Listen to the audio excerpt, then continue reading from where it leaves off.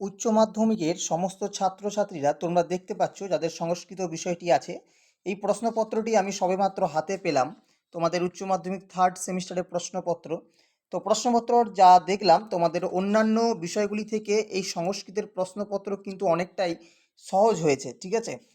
অনেকগুলো প্রশ্ন কমন এসেছে। কালকে আমি যে সাজেশনগুলো দিয়েছিলাম সেখান থেকে কিন্তু অনেক প্রশ্ন এসেছে এখানে। এবার কিন্তু কেউ বলতে পারবে না যে কমন স্যার আসেনি। এবারে একেবারেই তুমি ভিডিওটা দেখে তুমি একদম মিলিয়ে নিতে পারো সাজেশন থেকে কমন এসেছে কি আসেনি, ঠিক আছে। অনেক প্রশ্ন কমন এসেছে। তো যেহেতু প্রশ্নপত্রটি এইমাত্র হাতে পেলাম, একটু সমাধান করতে একটু সময় লাগবে।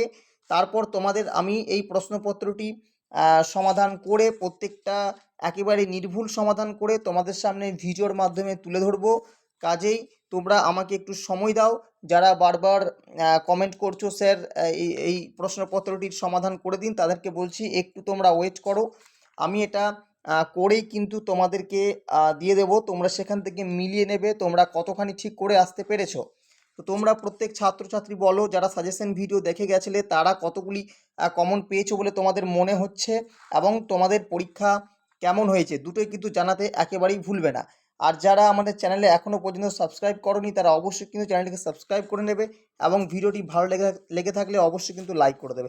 এই ছিল তোমাদের সংস্কৃতের প্রশ্নপত্র। খুবই সুন্দর হয়েছে প্রশ্নপত্র অন্যান্য বিষয়ের তুলনায়। এই প্রশ্নপত্রের সমাধান আমি কিছুক্ষণের মধ্যেই তোমাদের সামনে নিয়ে আসছি। ধন্যবাদ সকলকে।